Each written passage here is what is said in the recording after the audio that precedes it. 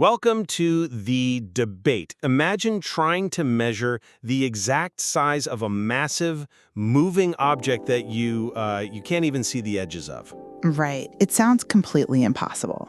It really does. Now imagine doing it with absolutely nothing but a stick and a shadow.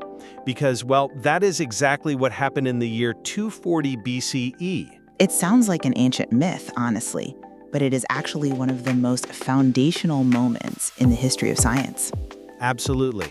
And we are drawing today's discourse from the ancient archive blueprints, specifically the record in the series Decoding the Pillar of History, titled The Geometry of Shadows.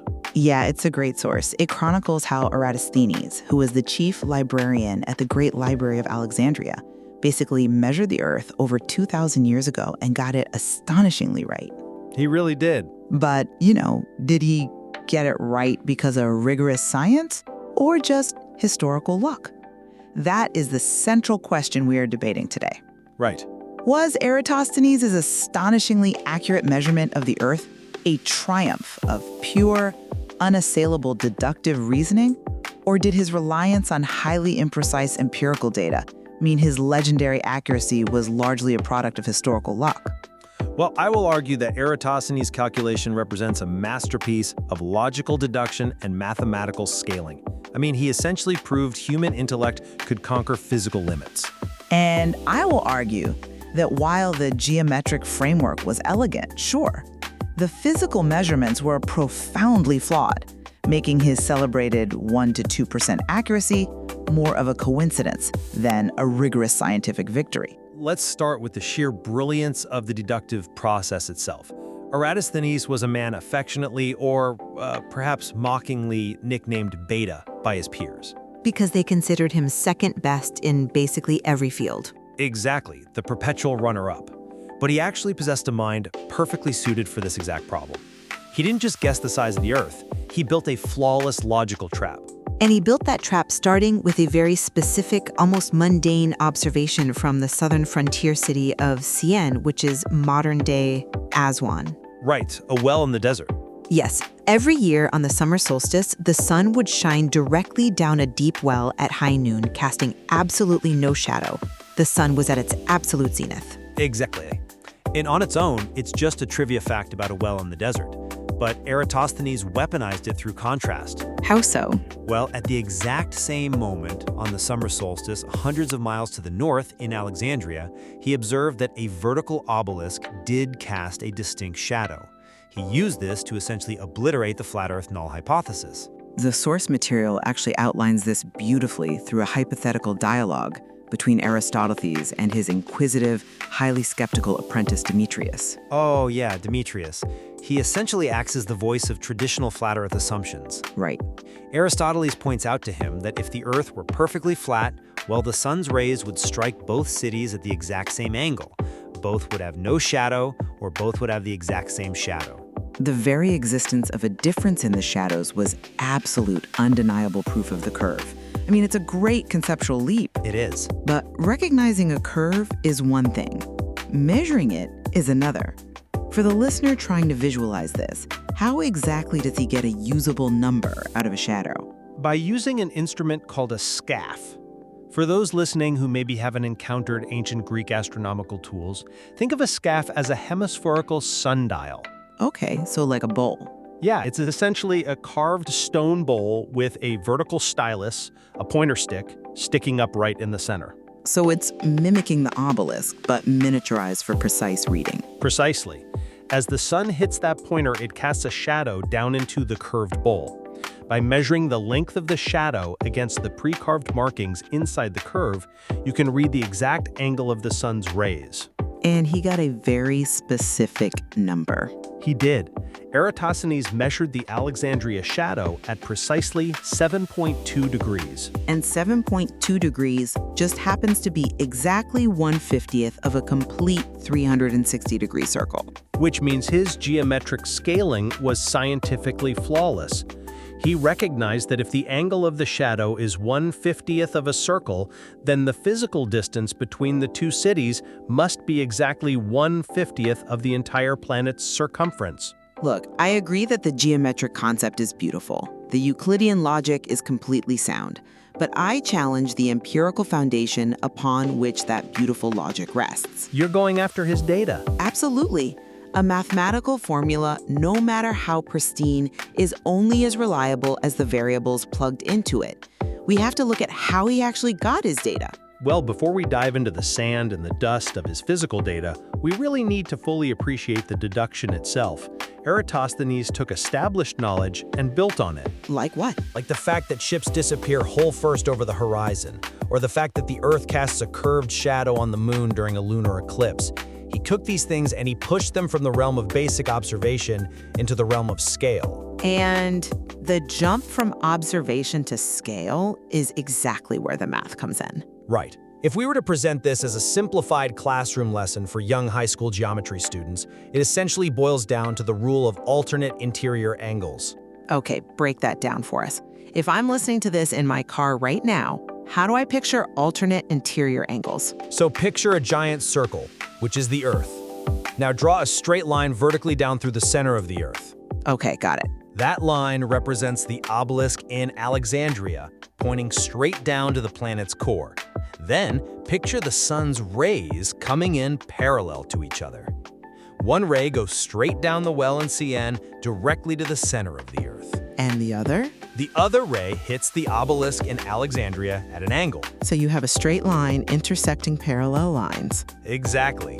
The magic of Euclidean geometry dictates that when a transversal line, which is the obelisk's pole, intersects two parallel lines, the sun's rays, the angle created up at the top by the shadow is mathematically identical to the angle created down at the very center of the Earth between the two cities. It's a clever application. It really is, like deducing the exact circumference of a massive, miles-wide wheel simply by measuring the tiny angle of the gap between the floor and the rubber at a single point. It is the ultimate victory of mind over matter. Well, I come at it from a different way. You just mentioned the parallel lines, and that right there is the massive hidden assumption in his entire deductive chain. A hidden assumption? Yes. Eratosthenes assumed the sun's rays were perfectly parallel, striking the Earth from millions of miles away. But what if that assumption was wrong? How so? I mean, if the rays aren't parallel, the geometry just falls apart. Exactly. We know today that they are parallel.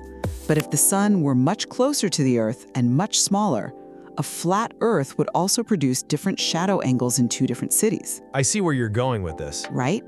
Imagine a lantern hanging low over a long dinner table. The light radiates outward in a cone. It hits a cup directly under it straight down, but it hits a plate at the far end of the table at a sharp angle. So you are suggesting his right answer was built on a fortunate guess? I am saying his logical chain had unprovable links based on the cosmology of his time. Eratosthenes didn't prove the sun's rays were parallel in this experiment. He assumed it and built his mathematical masterpiece on top of that assumption. Well, I'm not convinced by that line of reasoning because it ignores the broader intellectual context of the Hellenistic world. How does it ignore the context? Because treating the sun's rays as parallel wasn't some blind leap of faith. Decades earlier, Aristarchus of Samos had already presented compelling mathematical models proving the sun was massively larger than the Earth and incredibly far away. But how did Aristarchus even prove that without modern telescopes? Through lunar eclipses and half moons. Aristarchus measured the angle between the sun and the moon when the moon was exactly half illuminated. Okay, sure. He realized that for the geometry of a half moon to work visually from Earth, the sun had to be vastly farther away than the moon. And if it's that far away, but still looks the same size as the moon in our sky, it must be exponentially larger than the Earth. Ah, so Eratosthenes was basically standing on the shoulders of Aristarchus. Yes. He synthesized these different fields of knowledge. He took the cosmology of Aristarchus, combined it with the Euclidean geometry of transversals, and scaled a planet. Fine. I will concede that if we grant him the parallel rays based on Aristarchus, his sky math is beautiful. But you cannot measure a planet looking only at the sky. Obviously not. He had to actually measure the dirt. And that is where his pristine logic collides with physical reality. You are referring to the 5,000 stadia distance measurement between Alexandria and Syene. I am. The mathematical deduction told Eratosthenes that the distance between the two cities was 1/50th of the Earth's circumference. But to finish the equation, he needed that physical distance. Right. And how did he get it? He sent out the bematists. And I will vigorously defend the physical data they provided. Eratosthenes didn't just walk out into the market and ask casual travelers how long their journey took. He consulted official royal records and dispatched these bematists. But they were essentially just professional walkers. They were far more than that. In the vast, heavily administered Ptolemaic kingdom of Egypt, a bematist was a highly trained royal pacer whose specific job was to measure trade routes. Still, they're just walking. But they were the ancient equivalent of a calibrated mechanical gear. They were trained almost like metronomes to keep their step sizes absolutely identical, regardless of fatigue, heat, or terrain. It was their entire livelihood. This wasn't guesswork. 5,000 stadia was the absolute best empirical data available. I'm sorry, but I just don't buy that. Let me tell you why. Pacing a trade route along the winding Nile River is fundamentally not the same thing as drawing a straight Euclidean geometric line. They weren't just wandering aimlessly. Geometry requires perfection. Human walking routes do not offer perfection. But they accounted for the terrain. They didn't just walk blindly into rivers. Did they account for it perfectly, though? People do not walk in perfect arcs across a sphere. Trade routes are subject to detours around rocky outcroppings, shifting sands, changes in elevation. Well, sure. Even a metronome-like pacer has to walk around a flooded riverbank. Furthermore, Syene isn't even perfectly due south of Alexandria. It's slightly off longitude, and it's not perfectly on the Tropic of Cancer, so the sun was never truly flawlessly at the zenith. You are demanding laser precision from an era of sandals and sundials, which is frankly a bit ridiculous. No, I am pointing out that when you do math that multiplies a base number by 50, every single tiny error in that base number is magnified 50 times over. That is just how multiplication works. Exactly. A detour of a few miles becomes a planetary distortion. How could a mathematical genius, a man who understands the pristine nature of geometric proofs, be satisfied with distance measurements subject to such profound human messiness? I see why you think that, but let me give you a different perspective on the translation of those numbers. Because even if we concede that there were compounding errors in the physical pacing, we cannot ignore the staggering success of the final calculation. You mean the translation into modern metric units? Yes. Let's look at the actual math. Eratosthenes takes the 5,000 stadia, multiplies it by 50, and arrives at 250,000 stadia for the circumference of the globe.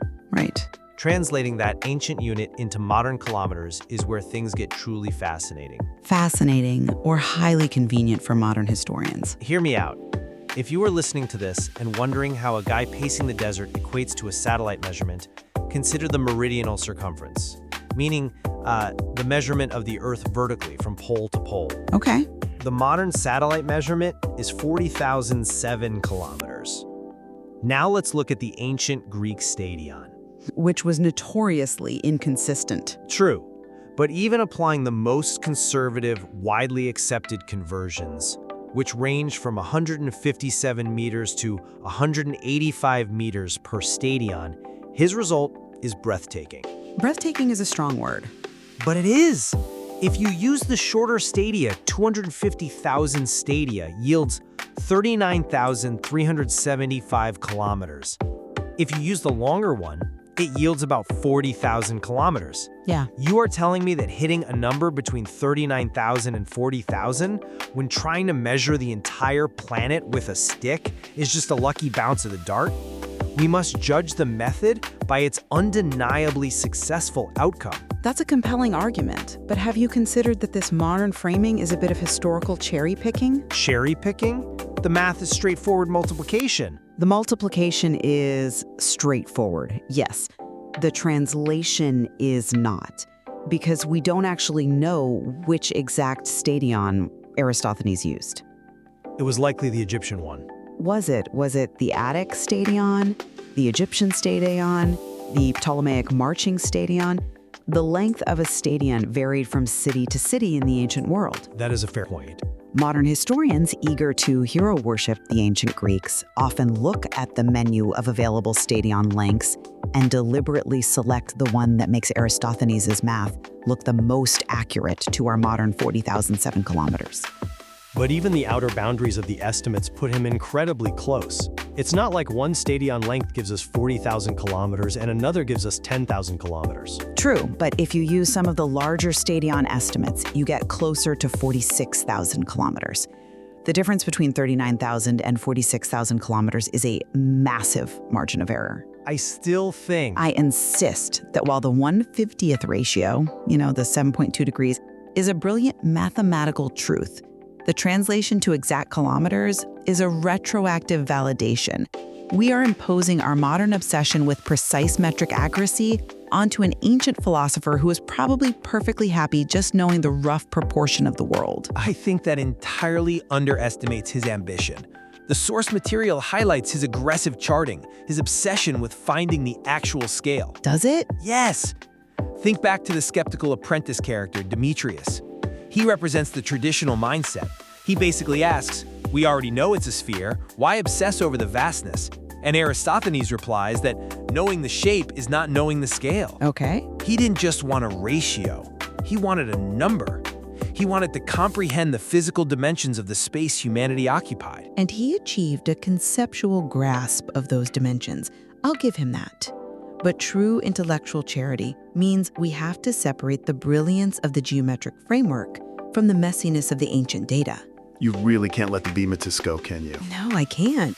We can applaud the theory, the use of alternate interior angles, the understanding of the sun's relative position, without pretending that guys walking through the shifting sands of the Nile Delta produced a margin of error equivalent to a GPS satellite. But isn't that the very essence of human ingenuity? Taking a messy, imperfect world and imposing a framework of logical perfection upon it. It is. Eratosthenes knew the bematists weren't walking a perfectly straight line through the Earth's crust. He knew Syene wasn't a dimensionless geometric point. But he also knew that over a distance of hundreds of miles, those local variations smooth out enough to reveal the macro truth. They smooth out enough to give a solid estimate. But we shouldn't confuse a solid, historically impressive estimate with pristine deductive exactitude. I think we're just splitting hairs on what we call exactitude in 240 BCE. Well, when we teach this to young geometry students, as you suggested earlier, we should use it as a lesson in both the power of mathematics and the importance of questioning empirical inputs. The geometry was perfect. The data was deeply flawed. Both things can be true at once. I think we are arriving at a powerful synthesis here.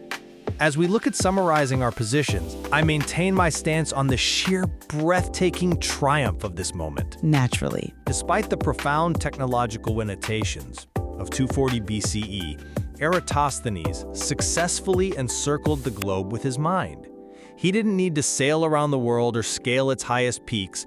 By utilizing nothing but a stick, a shadow in a courtyard, a well in the desert, and the unparalleled power of human reason, he proved that the cosmos is comprehensible. And I maintain that to truly honor his legacy, we must view him as a scientist working within the chaotic realities of his time, not some mythological figure with magical data. Fair enough. We must separate the pristine beauty of his geometric framework from the unavoidable messiness of ancient physical measurements. Recognizing the limitations of his experiment, the unproven assumptions about parallel light rays, the erratic nature of pacing trade routes, the ambiguity of the stadion, does not diminish his genius. It humanizes it, maybe. Exactly. It grounds it in reality. The legendary accuracy we celebrate today is partly the result of mathematical brilliance and partly the serendipitous canceling out of compounding errors. Yet regardless of where we place the exact margin of error or, which stadion we use to calculate the final sum, we both clearly agree on the gravity of the event itself. Oh, 100%. This experiment fundamentally shifted humanity from a local species to a global one. Eratosthenes proved that what happens in your own backyard, a shadow falling inside a carved stone bowl in Alexandria, is mathematically tethered to what happens hundreds of miles away in a well in Syene. Undoubtedly. It was the moment human beings stopped just looking at the horizon in wonder and started actually measuring the curve of the earth beneath their feet. It established a blueprint for using local observations to deduce cosmic realities. Or the ingenuity of the conceptual leap that brings that data together. There's definitely so much more to explore regarding the ancient Hellenistic astronomers and how they mapped our reality. The library of human knowledge is vast, and we are always just scratching the surface. Well said. Think back to that blazing summer noon in Alexandria. A towering marble obelisk, a bustling courtyard, and a single mathematician staring at a dark patch on the ground. A simple shadow cast on a stone, revealing the true scale of the world. Ancient people were master engineers. Subscribe to Ancient Archive Blueprints as we explore more master designs from the past.